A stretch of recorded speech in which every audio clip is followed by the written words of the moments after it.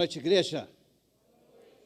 Privilégio poder estar junto com vocês nessa noite fria, né? Essa noite está fria, tá bom para tomar aquele chá de gengibre bem forte, com canela, com cravo.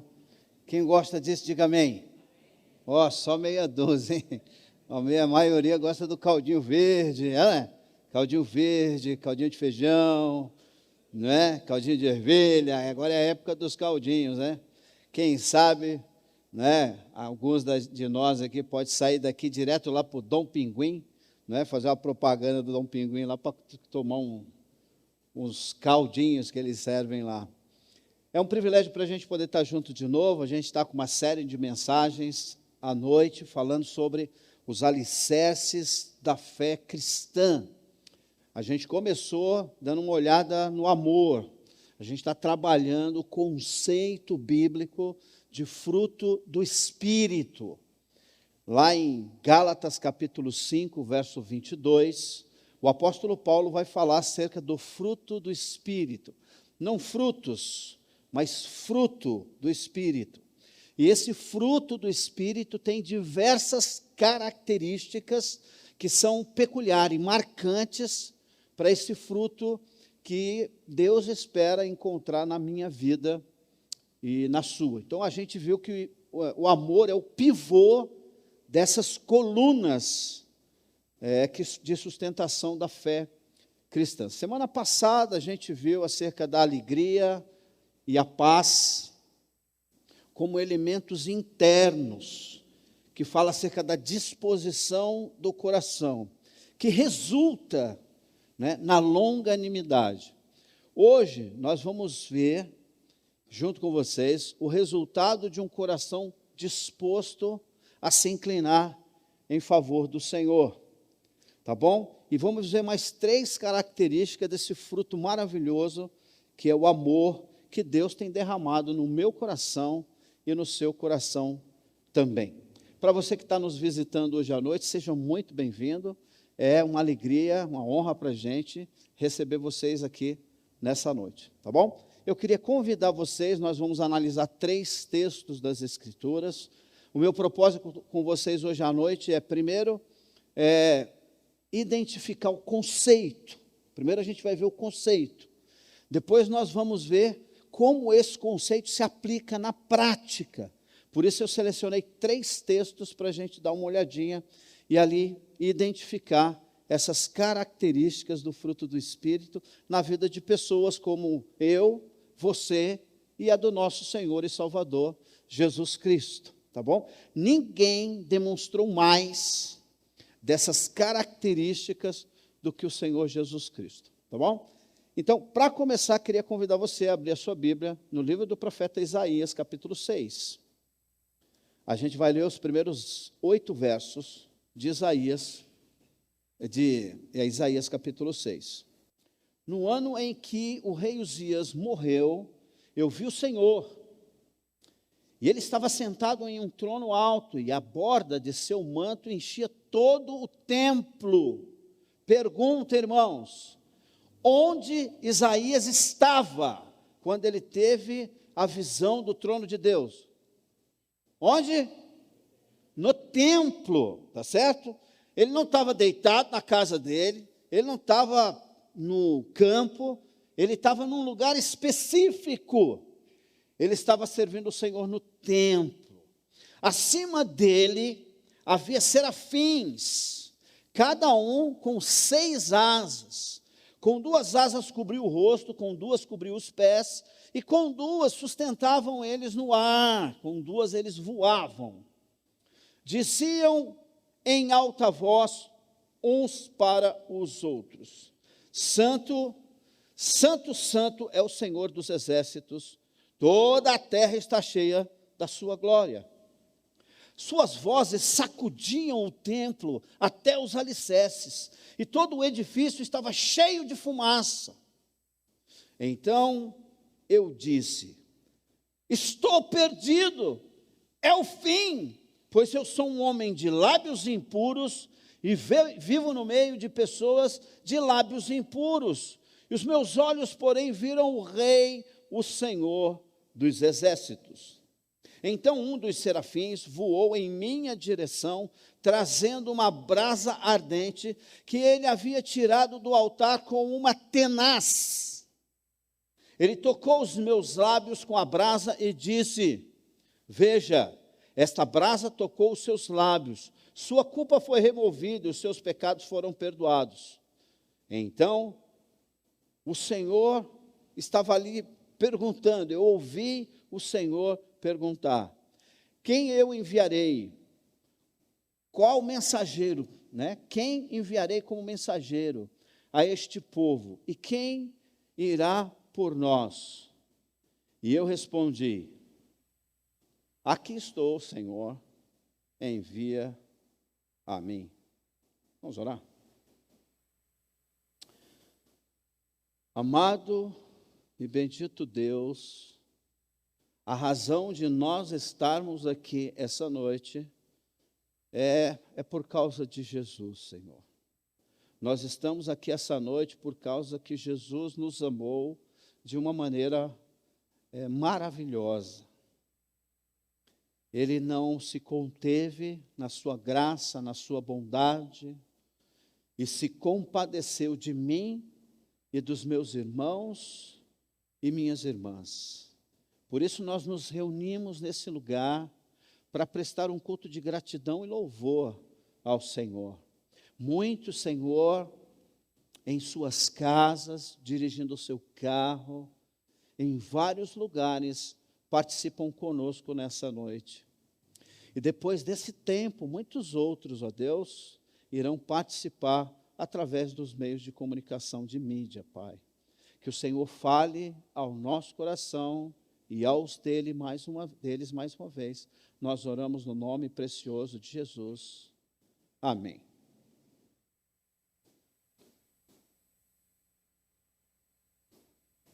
Esse texto é um texto muito interessante. Dezenas e dezenas de pastores e pregadores já pregaram em cima de Isaías capítulo 6.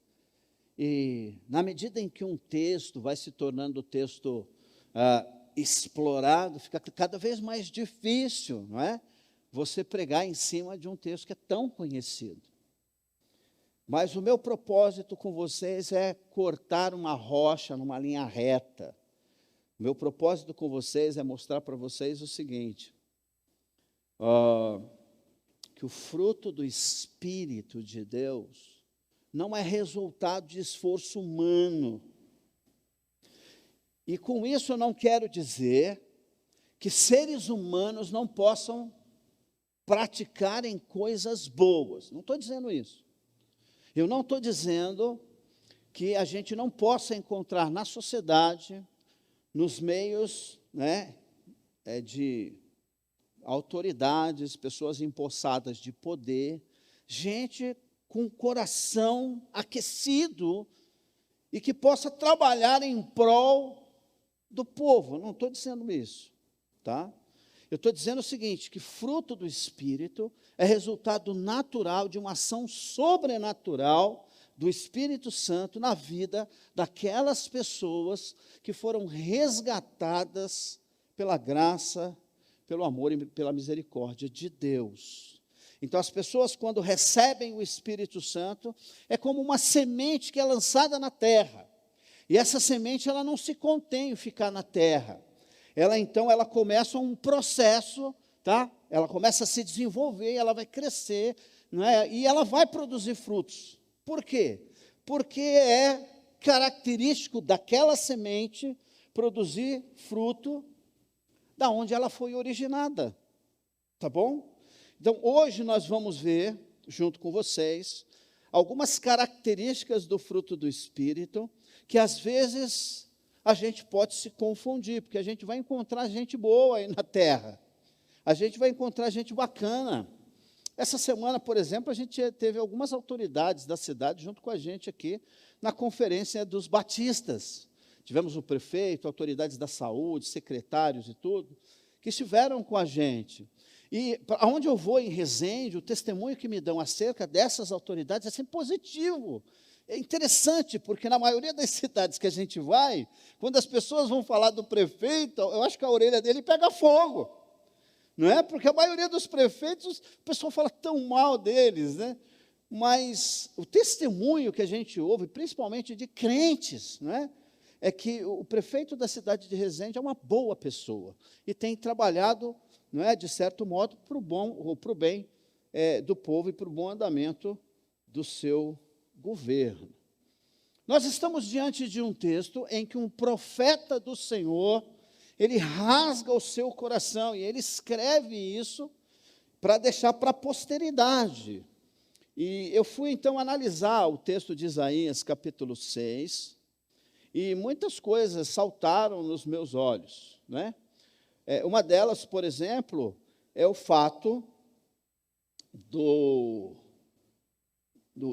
serafim trazer a brasa para tocar na língua do profeta. Por que na língua? Por que tocar na língua? O profeta vai dizer por quê.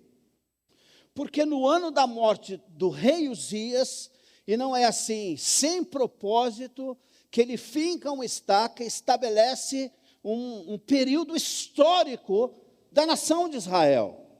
Quem era o rei Uzias? E como a morte desse rei causou um impacto tão profundo na sociedade de Israel do seu tempo, inclusive na vida e no ministério do profeta de Deus.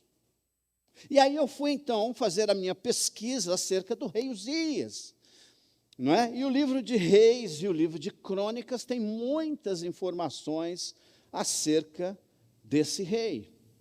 Mas não é da minha índole me limitar a um personagem. Eu fui ver então um ambiente em que o rei Uzias viveu, não é? E o contexto ao seu redor, tanto dentro do contexto de Israel, quanto das nações ao redor. Uma das marcas daquele tempo é que o povo era marcado por uma decadência moral. O povo de Israel estava marcado por uma decadência moral, pela corrupção dos governantes. O povo estava mergulhado na idolatria. E os ricos estavam se valendo do seu poder e da sua riqueza para explorar o mais necessitado, o pobre. E no meio desse ambiente de corrupção, de decadência moral, Deus levanta um jovem de 16 anos de idade. E aqui a minha tese se fortalece ainda mais. Não existe idade para você se comprometer firmemente com Deus. Não tem a ver com a idade, irmãos. O meu ouvido sempre arde quando eu ouço aquele comentário que diz assim: adolescente, está no tempo da rebeldia. Eu não concordo, irmãos. Por que eu não concordo? Se você disser assim para mim, está num tempo de conflitos hormonais, eu concordo. Está num tempo de transição do físico, eu concordo. Está num tempo em que o jovem, ele está descobrindo muitas coisas acerca de si mesmo e do mundo que ele vive, eu concordo. Mas você dizer que o adolescente viver no meio e demonstrando rebeldia é característico da idade, não é verdade. E nós estamos diante de um homem, e é interessante que se você abrir, e nós vamos abrir daqui a pouco, as nossas Bíblias no livro de 2 Crônicas, capítulo 26, nós vamos descobrir que o texto sagrado cita o nome da mãe. Porque o pai dele não foi um bom rei. Mas cita o nome da mãe. E isso fala muito acerca da influência que a mãe de Uzias teve sobre ele. E isso aumenta ainda mais a nossa responsabilidade. Porque geralmente a gente gosta de dividir a responsabilidade, porque o pai é isso, o pai é aquilo, né? O pai é aquilo outro. Né? Não dá, irmãos. A gente precisa ser honesto. E a gente precisa assumir as nossas responsabilidades. Ainda que um dos pais não cumpra o seu papel corretamente, isso não minimiza a responsabilidade do outro. Nós vamos ver então que em Crônicas vai citar a mãe dele. E não é normal citar o nome da mãe. Por quê? Porque dentro da cultura judaica, o importante era a linhagem do homem, não da mulher. Então, sempre que uma mulher aparece tendo seu nome citado no texto sagrado, o autor sagrado está querendo destacar isso para mostrar para a gente o seguinte, que aquela mulher foi um personagem importante na história. E a gente vai ver isso na vida do rei Uzias. Em torno de Uzias, a corrupção estava comendo solta, né? A decadência moral, ela estava pegando fogo. Irmãos, eu preciso tecer um comentário aqui.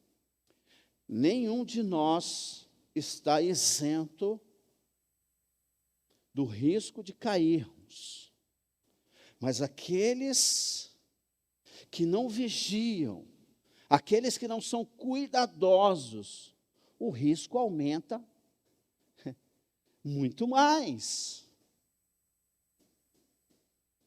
Por que isso é importante para nós? Porque no meio de um cenário totalmente negativo, Deus levanta um jovem de 16 anos, que vai mudar a história da sua nação. E Uzias reina em Judá por 52 anos. Agora, imagine só o cenário, um homem cujo coração estava inclinado em fazer a vontade de Deus, bem orientado por sua mãe, do outro lado ele estava bem orientado pelo sacerdote da época, então ele tinha um amparo educacional e espiritual sólido, e ele começa então a fazer diversas reformas na sua nação. Na época do rei Uzias, Israel cresceu em sua tecnologia, que cresceu no seu poder bélico. O progresso chegou em Israel e permaneceu por 52 anos. Ah, irmãos, como eu sonho com um Brasil assim. Irmão, se você... eu vou ser mais discreto com você. Se você chupar uma laranja, eu ia falar outra coisa sobre o caroço.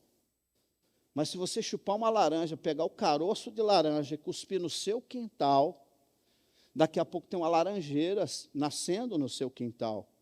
Porque o nosso país é rico, é extremamente rico.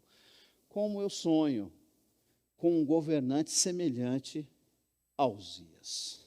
Não era difícil de você se apaixonar por esse homem. Por quê? Porque essas características que nós encontramos lá no fruto do Espírito, em Gálatas capítulo 5, verso 22, podiam ser encontrados na vida dele. Eu queria definir aqui algumas coisas para vocês. Por exemplo, benignidade. O que é benignidade? Benignidade é aquela característica do fruto do Espírito que desperta em você e em mim o desejo e o prazer de investir em outras pessoas. Quando você é tomado por aquele desejo de falar assim, eu quero investir na vida do Alisson. E o Alisson já deve estar saltando ali, não é não? O Alisson está a pé, não é não? Perdeu o carro, já não tem mais nada. Não é assim? Alguém chega e fala assim, vou abençoar a vida do Alisson. Eu quero promover esse irmão. E ele trabalha para isso. Isso chama-se benignidade. Tá bom? Benignidade é aquela característica que é marcada pela amabilidade, uma pessoa amável. É aquela pessoa gentil, que vai conversar com você, e ela tem sempre aquela palavra doce, aquela palavra bem temperada. Isso é uma pessoa benigna. É aquela pessoa que você conversa com ela e você não quer que ela vá embora. É aquela pessoa que você troca uma ideia com ela e ela deixa você para cima. É uma pessoa benigna. O oposto da maligna. Maligna é aquela pessoa que 5 minutos você está deprimido. Lógico que entre nós não tem ninguém assim. Porque nós somos o quê? Hospedeiros do Espírito Santo de Deus. Alguém pode dizer amém? Ou seja, quando nós paramos para conversar, o Jaci fica bravo. Porque termina o culto, o pessoal fica no estacionamento. Aliás, tem cantina hoje, tá, irmãos? Tem cantina, um pastelzinho preparado para você. Não vai embora sem comer o seu pastel. Não sei se vai dar para todo mundo. Mas nós somos aquele povo que gostamos de estar um com o outro. Essa característica do fruto do Espírito é marcante no povo de Deus. Quando nós estamos vivendo momentos da nossa vida em que nós não queremos estar perto do outro, ou que de alguma maneira a nossa conversa não é temperada, nos falta benignidade. Uzias era um rei cheio de benignidade. Era um rei que se dedicou no seu reino a cuidar do pobre, a tentar eliminar da sua terra a fome e a pobreza. Esse homem de Deus, durante 50 e poucos anos da sua vida, ele se dedicou, ou dedicou a sua vida em benefício do próximo. Isso chama-se uma pessoa benigna. Benigna. Se nós tivéssemos que colocarmos uma palavra para descrever benignidade, a que mais se aproxima dela é carismático. A pessoa benigna é uma pessoa carismática, aquela pessoa que você definitivamente gosta dela. E durante 52 anos da vida dele, ele demonstrou gentileza, amabilidade, carisma em promover o bem para outras pessoas. Irmãos, esse é o homem que nós queremos para governar nossa nação. Amém? Mas está difícil. Está difícil. Eu creio que daqui para frente, só ao soar da última trombeta. Quando soar da última trombeta, o meu coração vai acelerar. Não é? Ele vai vir até aqui, eu vou engolir de volta. Porque ao soar da última trombeta, o Rei dos Reis, o Senhor dos Senhores, o Alfa e o Ômega, virá ao encontro do seu povo. Ai, como eu espero esse dia maravilhoso. Um rei justo, um rei que me ama. Como é que eu sei que esse rei me ama? Porque ele se entregou por mim. Porque tudo o que Jesus fez, ele fez para o meu bem. Jesus era cheio de benignidade. E Deus espera isso de mim e de você. Amém, irmãos? Deixa eu definir com vocês bondade. Aliás, antes disso, benignidade é a palavra que frequentemente é usada para descrever o trato de Deus com o seu povo. Deus sempre trabalha em benefício do seu povo, ainda que uma ou outra atitude de Deus não nos pareça isso. mas Deus sempre trabalha para o nosso bem. Amém, irmãos? É mais ou menos o seguinte: quando um filho seu faz uma coisa errada, quando o filho seu faz uma coisa errada, o que você faz para demonstrar que você se importa com ele? Para demonstrar que você o ama? Quando seu filho está fazendo uma coisa errada, o que você faz com ele? Você diz para ele: muito bem, meu filho, é isso mesmo, é isso? Sim ou não? Ele está fazendo uma coisa errada, você o exorta e diz para ele: não faça isso. Se você fizer isso, vai acontecer isso, isso, isso. E se ele insistir, aí você tem que discipliná-lo. Por quê? Porque se você não exercer disciplina, ele vai continuar errando. E o pior de tudo é que quando ele crescer e ele lembrar que durante o erro da sua vida você não fez nada, ele vai odiar você. Seu filho vai te odiar. Por quê? Porque você sabia que era errado, viu ele fazendo, não fez nada. O nosso Deus não é assim. A palavra de Deus diz que Deus, Ele nos ama.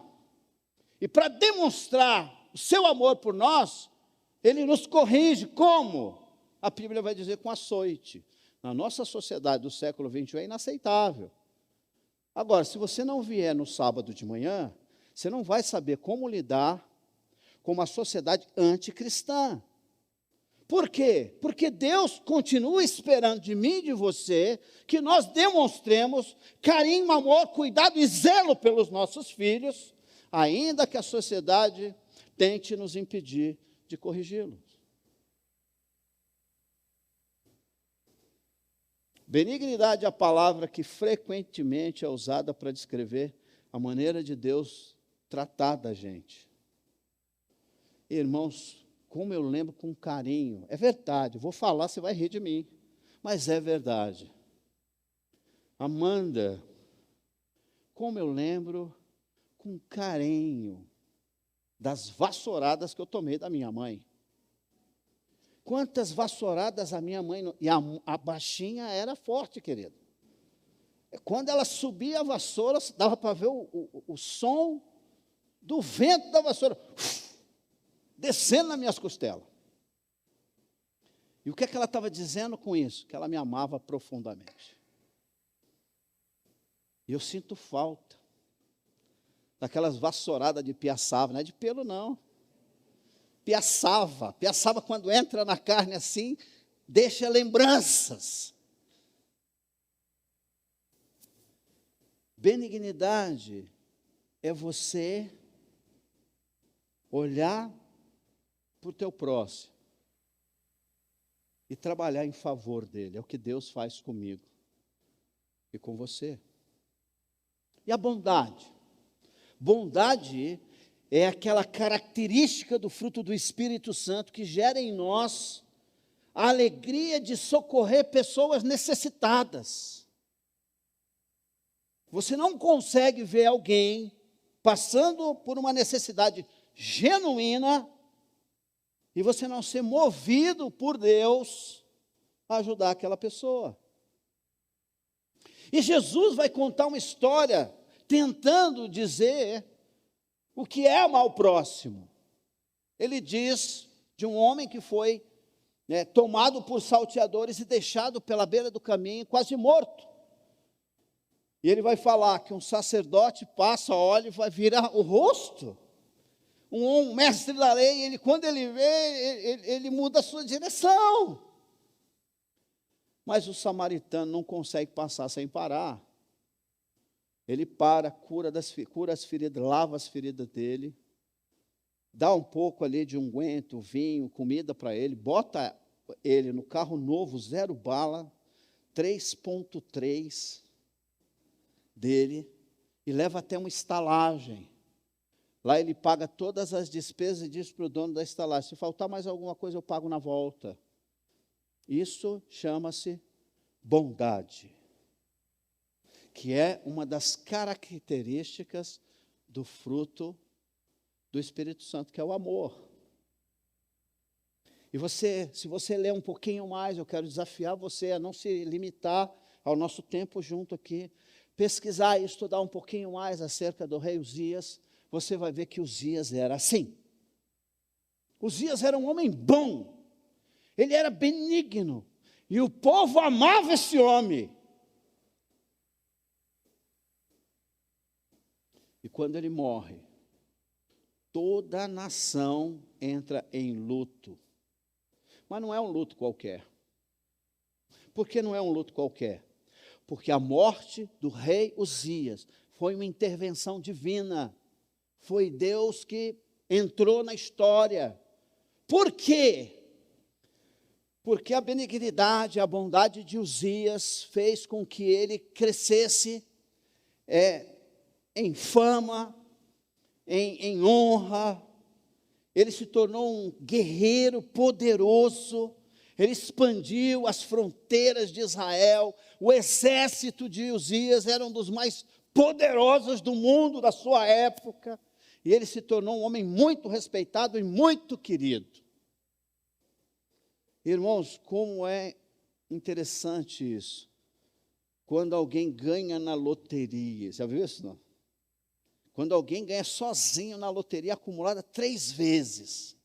É muito dinheiro, hein, Felipe? Dava até para consertar o carro sem sentir, né, no bolso no final do mês. Mas o poder, a fama, o prestígio daquele homem invadiu sua mente e o seu coração. E ele foi tomado de orgulho. E ele não respeita a lei de Deus.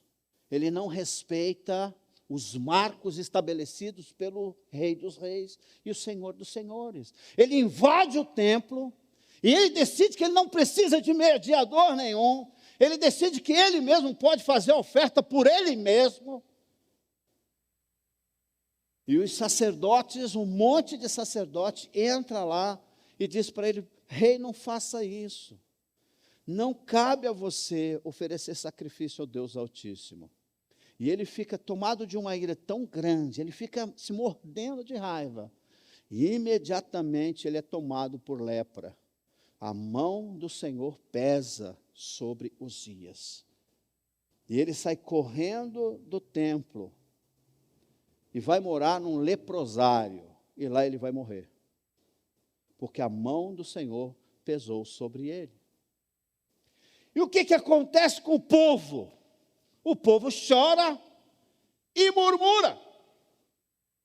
O povo começa a reclamar e fala mal. Fala mal de quem, Fernanda? De Deus. O povo começa a falar mal de Deus, começa a murmurar e xingar.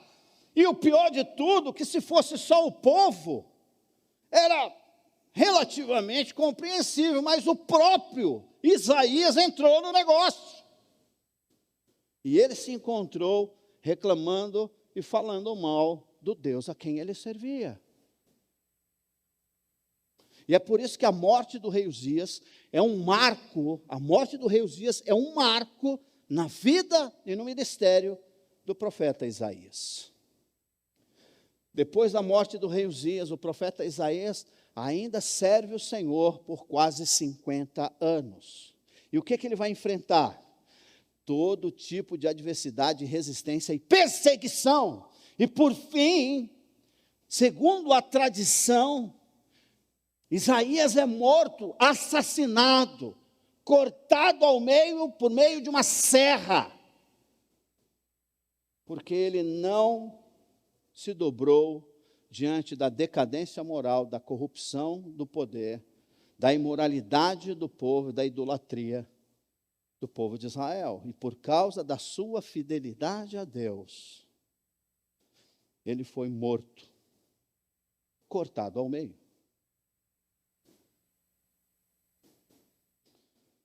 Bondade está ligado à liberalidade. É aquele sentimento, aquela sensação de que você pode fazer alguma coisa para o outro. Foi isso que encheu o coração dos discípulos quando o Espírito Santo desce sobre eles no dia de Pentecostes. A palavra de Deus vai dizer que eles vendiam os seus bens e eles então dividiam tudo entre si e nada faltava a nenhum deles. Por quê? Porque a generosidade, né, a liberalidade do povo foi inflamado pelo Espírito Santo de Deus. Enquanto que benignidade a gente pode chamar de carisma, bondade a gente pode chamar de generosidade. Então, se você vê aquele irmão que tem zíper no bolso, você já viu não? Vou falar isso, nunca mais alguém vai comprar uma calça com zíper, né? Mas aqueles moletom tem, porque se você corre, você pode perder o dinheiro, né? Cadê o Marcão? O Marcão não está hoje aí, né? Mas outro dia ele perdeu o celular. Colocou o celular no bolso e está lá de moto. Daqui a pouco ele ouve um barulho. Ele falou, foi embora. Pensou que era uma lata que tinha passado. Quando chegou aqui na igreja, que ele botou a mão no bolso, cadê o celular? Aquela pancadinha foi o celular dele que caiu. Eu não estou falando desse tipo de segurança, de prevenção. Eu estou falando daquele irmão que cata escorpião na rua para botar no bolso. Porque se alguém botar a mão no bolso dele, é mordido pelo escorpião.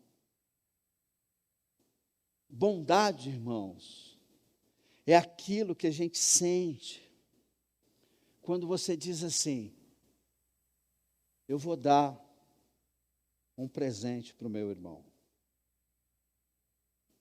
Porque eu tenho 2, eu posso dar um para ele. Isso chama-se bondade. O rei Uzias era um rei bom, que trabalhava para que a nação de Israel pudesse ser próspera. E ele era amado pelo povo por causa disso. Mas o povo estava murmurando e reclamando contra Deus no dia da morte do rei Uzias. Por que eu estou dizendo isso para você? Porque Isaías também estava fazendo isso. Isaías estava reclamando de Deus e questionando. Por que que Deus fez isso? Por que Deus retirou Uzias do trono? Porque ele ceifou um homem tão bom que durante 50 anos da sua vida se dedicou ao pobre, ao necessitado, ao crescimento na nação. Israel nunca teve, depois de Salomão, Uzias foi o cara. Por que Deus fez aquilo?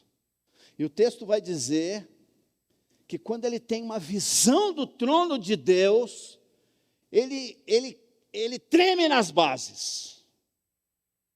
Literalmente ele vai dizer, ai de mim, porque eu estou derretendo na presença desse Deus santo.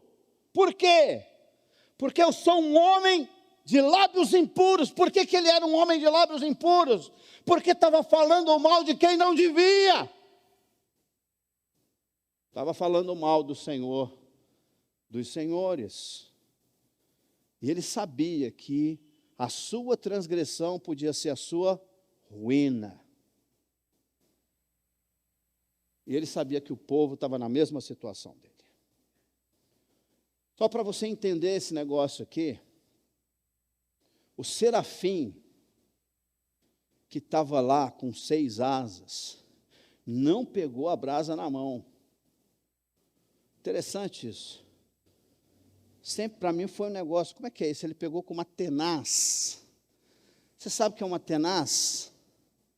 Sabe o que é uma tenaz? Ô, Marcelino, o senhor sabe o que é uma tenaz? Sabe? É uma o quê? É aquele negócio que você pega a salada, sabe? Aquele negócio que você pega a salada, é uma pinça. É assim que chama, pinça? André, como é que chama aquele negócio que você pega a salada? O pegador. É o pegador, claro. O texto diz que ele pega com uma tenaz. Por que ele não pega com a mão? Porque se ele pegar com a mão cai. Nós estamos falando de um Deus santo, santo, santo. E nenhum atributo de Deus é repetido em toda a Escritura, a não ser a santidade de Deus. A palavra vai dizer que Deus é amor, mas só fala uma vez. Ai, mas tem outros textos, mas em um texto só fala uma vez. Deus é bondoso, mas o único atributo que é repetido 3 vezes é o atributo de santidade do nosso Deus. Porque Ele é santo, santo, santo. O que isso significa? É uma ênfase, um artifício da língua hebraica. Toda vez que algo é repetido 3 vezes, é porque aquilo está sendo enfático, está sendo enfatizado como algo de extrema importância. E lá diz que os querubins diziam que Deus era santo, santo, santo. E nem eles, os serafins no caso, podiam pegar a brasa que estava no altar com a mão. Eles precisavam do quê? De uma tenaz, para poder purificar a língua venenosa de Isaías. Eu sei que vocês não gostam de nada disso. Nenhum dos irmãos falam mal de nada, graças a Deus, mas a gente precisa tomar cuidado. A gente precisa tomar cuidado, porque o homem mais santo do povo de Israel, naquele tempo, era o profeta Isaías. E ele estava no meio da multidão, questionando a bondade, o amor, e a misericórdia de Deus. O que eu estou querendo dizer com isso, irmãos? Benignidade e bondade, tanto um quanto o outro, são resultados da compaixão. Nós nos compadecemos, por isso fazemos. Nós somos tomados de, como diria a minha mãe, de dó. Então, a gente, às vezes, nem pode fazer. Mas a gente pega dinheiro emprestado, a gente tira da reserva, a gente se vira para ajudar. Isso chama-se compaixão. Mas Uzias faltou com a fidelidade. E eu queria trazer para vocês fidelidade. O que é fidelidade? Fidelidade é o aspecto fundamental do caráter de Deus refletido na nossa vida. Fidelidade tem a ver com retidão, com justiça. E isso Deus tem de sobra. Mas Uzias se deixou levar pelo poder, pela fama, pelo prestígio. E ele cai exatamente aqui. Mas eu quero mostrar para vocês alguém que não caiu.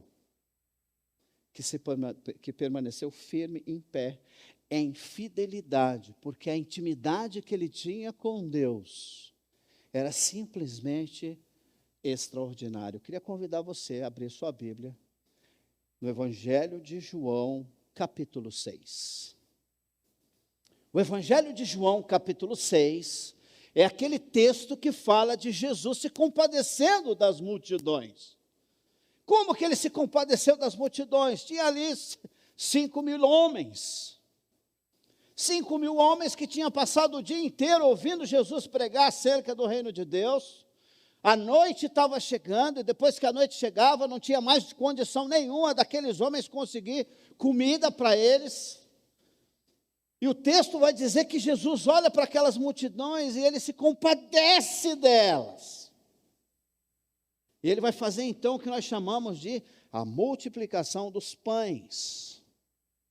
Ele alimenta 5.000 homens, sem contar mulheres e crianças. E eu acrescento os idosos. Então tinha muito mais gente do que 5.000. E depois que ele multiplica os pães, que todos comem e se fartam, o texto vai dizer isso, eles comem que se fartam. Isso gera um efeito social na cabeça daquele povo. Olha o que diz o verso 14 e 15. João 6, 14 e 15. Quem achou, diga achei. Ou cá. Vamos lá. João 14. Quando o povo viu Jesus fazer esse sinal, que sinal é que era mesmo, irmãos? A multiplicação dos pães e peixes. Do pão e peixe. Quando o povo viu Jesus fazer esse sinal, eles disseram, sem dúvida, ele é o profeta que haveria de vir ao mundo. Jesus, sabendo da pretensão do povo, que queriam obrigá-lo, forçá-lo, pressioná-lo, levá-lo para declarar o rei, o que ele fez? Marcelo, o que ele fez? Ele se retira com os seus discípulos, é isso? Por que sozinho, Cris? Porque os discípulos eram os primeiros a dizer, Hosana ao que vem em nome de Davi. Os discípulos seriam os primeiros a dizer, sim, sim, com certeza. Irmãos, deixa eu dizer um negócio, quando Jesus foi tentado no deserto, que o Espírito compungiu ele para o deserto, e Satanás apareceu para ele lá, e o texto diz que Satanás mostra todas as riquezas do mundo, e diz para Jesus, tudo isso eu te darei, se prostrado me adorasse. Ele conseguiu resistir, amém, irmãos? Irmãos, uma coisa é você receber uma promessa, outra coisa é uma multidão estar clamando por seu nome, é diferente. É diferente. Tá certo? Uma coisa é alguém dizer, se você, eu vou fazer isso, vou fazer aquilo, vou te dar tudo isso. É tentador, é ou não é? Brenda, não é tentador? Alguém chegar para você e dizer assim, Brenda, eu vou facilitar a sua entrada nas agulhas negras, lá na mão. Você não vai precisar fazer teste nenhum. Eu vou colocar você lá dentro. Aí o seu coração se enche de alegria, de esperança, é ou não é? Mas se chega aqui o general da MAN, junto com dezenas de oficiais com ele, e todos eles dizendo para você, venha com a gente, é diferente. É diferente. A tentação que Jesus sofreu aqui, na multiplicação dos pães, foi terrível. Porque ele sabia, o trono era dele. Mas ele veio ao mundo com uma missão. E a missão dele não era ser aclamado pelo povo, mas morrer pelos pecadores. E só então lhe seria devolvido aquilo que lhe era seu por origem. Agora nós vamos para Isaías.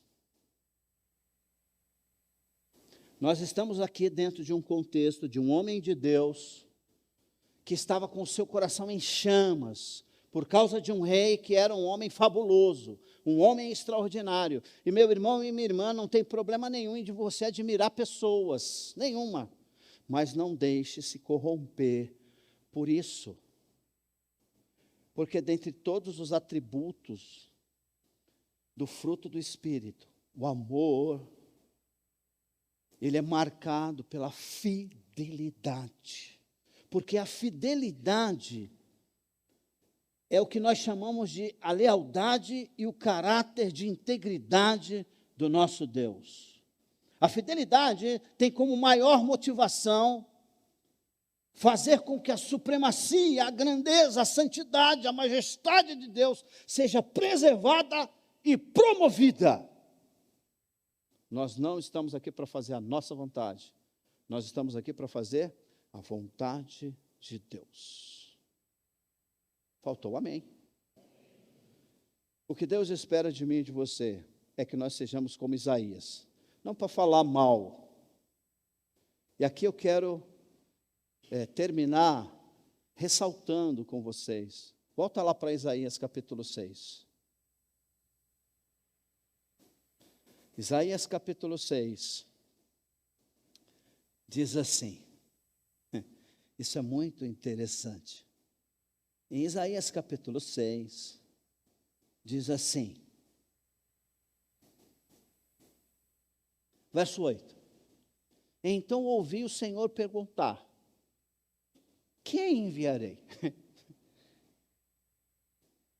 Em outras versões vai dizer, quem há de ir por nós? Irmãos, uma Cláudia, que absurdo é esse, irmã? Não parece uma história de criança?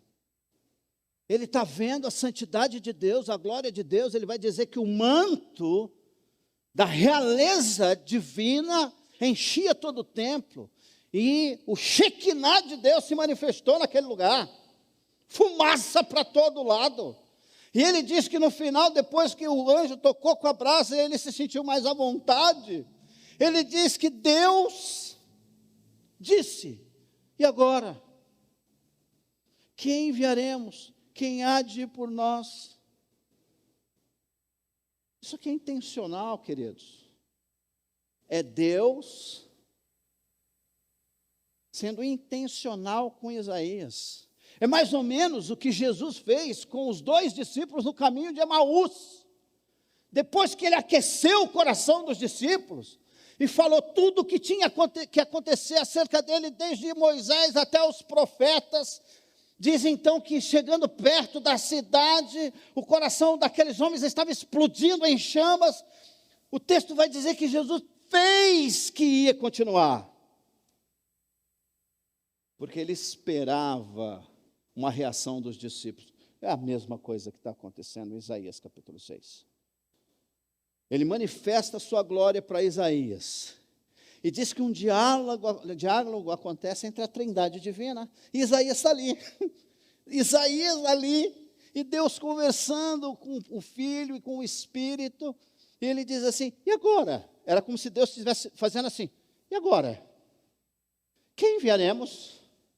Quem há de ir por nós? E Isaías faz assim, eu. E aí ele vai perguntar, até quando, Senhor? Até quando? E a resposta de Deus não é boa. A resposta de Deus não é boa. Até quando não tiver mais ninguém para ouvir. Mas você vai receber resistência, você vai ser perseguido por causa do meu nome. Ainda assim, Isaías diz, eis-me aqui, envia-me a mim. Hoje é 19 de junho de 2022. E Deus continua fazendo a mesma pergunta para mim e para você. E agora? Quem enviarei? Quem há de ir por nós? Se você entendeu o que eu estou falando para você, eu quero orar por sua vida. Eu quero convidar você a ficar em pé. Eu quero colocar a sua vida diante do trono da graça de Deus. Porque para você viver para Deus, é importante você estar apaixonado por Ele. Você tem que ter uma visão correta da santidade, do poder e da majestade de Deus. Enquanto nós não entendermos isso, nós seremos servos parciais. Mas quando nossa mente e o coração foi invadida pela visão de um Deus santo, santo, santo, então nós podemos dizer que nós amamos a Deus com todo o nosso coração, com toda a nossa força e com todo o nosso entendimento. Se de alguma forma essa palavra fala com você, eu quero que você fique em pé. Eu já estou aqui. Eu quero orar pela sua vida. O resultado de um coração disposto é um coração que manifesta a benignidade de Deus, a bondade de Deus, sem ser corrompido pelo poder, sem ser comprado ou vendido pelos aplausos humanos, porque espera a promessa de Deus, que está guardada em Cristo Jesus, nosso Senhor. Você pode dizer amém?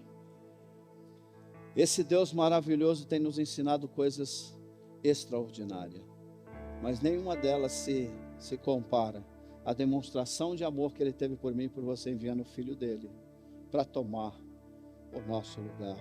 3 coisas que eu quero deixar para vocês. Fica em pé. A compaixão é o elemento motivador da benignidade e da bondade, mas é o caráter de Deus que exige fidelidade para mim e para você. A gente precisa desse equilíbrio: benignidade, bondade e fidelidade, porque é isso que Deus espera encontrar em nós quando Ele voltar para buscar os seus mordomos fiéis.